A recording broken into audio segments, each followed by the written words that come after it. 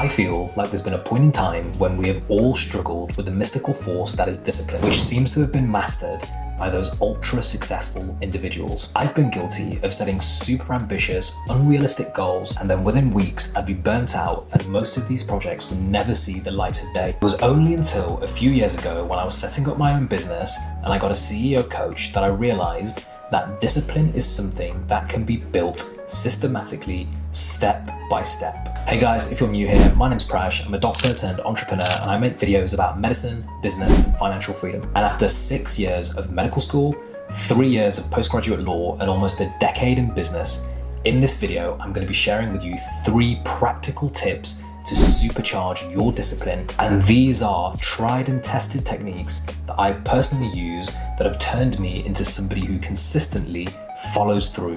So whether you want to build a business, lose 20 pounds before your wedding, or learn how to play the guitar, by the end of this video, you'll have practical strategies to supercharge your discipline. Let's get into it. Number 1, you have to learn to focus and phase. Before we get into this, we need to talk about discipline in terms of the follow-through rate. Now, this is something that I was first introduced to by one of my mentors, and it's essentially a performance metric used to assess how likely an individual is to complete a task after an initial thought. So let's say, for example, your initial thought is, I'm going to go for a walk twice a week for the next 4 weeks. If you then complete that, your follow-through rate is 100%. So the follow-through rate is essentially like a measurable, trackable KPI of discipline. So the higher your follow-through rate, the higher your discipline levels. So before I knew any of this, I was guilty of setting super unrealistic goals. So for example, if I wanted to go to the gym, instead of just trying to train maybe like 3 times a week for 15 minutes and slowly get into it, what I would do is make like these huge gym plans, get like a diet plan together, work out my like macros and calories and protein and fats and all this kind of stuff, and try and train twice a day and put all these things together.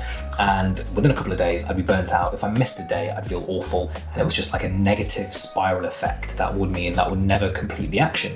Ultimately, my follow-through rate for these thoughts was minimal. It was only until I was introduced to the concept of focus and phasing that I realized that discipline, or your follow-through rate, can be increased with the right systems in place. And these super successful people aren't just built different, they're just really good at focus and phasing. So essentially, when you focus, you concentrate all of your energy on a small number of tasks. And when you phase, you sequence these tasks over a period of time consistently and slowly kind of scale them up. So essentially what this is saying is, for example, if you want to lose 20 pounds before your wedding, don't just try and train twice a day from the get-go and build this massive diet plan and everything around it. Slowly start to focus on maybe 3 15-minute workouts a week, and then phase your way up over a period of months to where you can maybe do a workout once a day. If you want to start reading more, don't just come out with the aim of, okay, well, I'm going to read a book a week, because that's not going to happen, especially if you've never read before. Focus and phasing basically teaches us that I can start with reading 5 pages a day, and I can do that for the next 4 weeks. And then after 4 weeks, I can maybe go up to reading 10 pages a day, for example. So it's about slowly focus and phasing on your tasks and building yourself up over time consistently.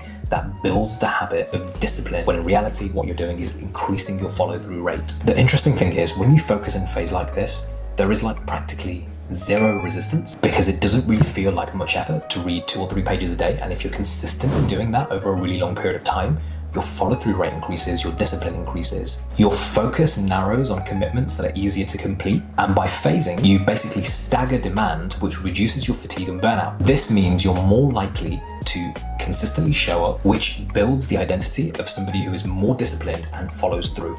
Number 2, don't break the X. After over a decade of balancing medicine, law, business, and just life, from my personal experience, nothing builds discipline faster than being able to see your progress right in front of you. So when I first started my business, I was a medical student, the pandemic had just hit, and I thought to myself, well, basically, I need a website, I don't know how to code, I don't have any money, can't really afford even the kind of basic websites on like Freelancer or Fiverr. I thought to myself, why don't I teach myself the basics of coding like HTML, CSS, and maybe I can just build my own website. So I set myself the objective. I was going to commit 30 minutes a day during my medical school to teach myself how to code. These 30 minutes like compounded over time to the point where we had a product that I'd built myself, and 12 months later we sold into the NHS. What I did to stay disciplined or on track, honestly, it's like a cheat code, and it's so simple. What I normally do is print out like this big calendar, and I would literally like mark a cross through every date when I complete an action that I've set out for myself. And it turns into like this stubborn, weird game where every single day I'm crossing off a date on the calendar knowing that I've completed the action, and there's this like weird sense of fulfillment and accomplishment just from seeing those crosses build up over time. And literally, it's just so stupid. I didn't want to miss a day of crossing off these X's, and I didn't want to break that chain. This is the technique that I've been using for almost a decade now, and I still do this method to this exact day. I've gotten pretty good at this now, so what I tend to do is I'll stack a couple of habits up. So it might be like, have my morning health shot, read 10 pages of any book,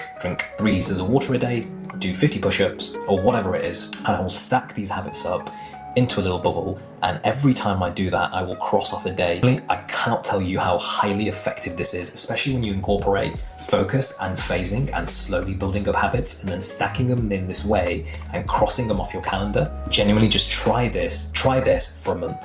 Genuinely, it will change your life. I first came across this idea of habit stacking and environment design in the book Atomic Habits by James Clear. He basically argues that success comes from building systems that make follow-through automatic. Lastly, let your success speak for itself. Now, there's something called the positive fantasy trap. I'm literally going to read from my laptop now. This is a phenomenon where focusing on the pleasant mental image of achieving a goal rather than the actual steps to get there can reduce the motivation and hinder goal attainment. Success, or the perception or thought of success, triggers the brain's reward system and creates a surge in dopamine. This creates like this premature sense of satisfaction, and it diminishes the drive to take real world action. Basically, oversharing what you're going to do creates like this false sense of accomplishment, making it less likely that you will put the effort in needed to actually accomplish the thing. Derek Sivers, in his TED Talk, famously said, telling somebody your goal makes it less likely to happen. So instead of sharing the intention, like, I will become a millionaire, or I am going to post on social media every day, you should instead share the process and progress of what you're doing.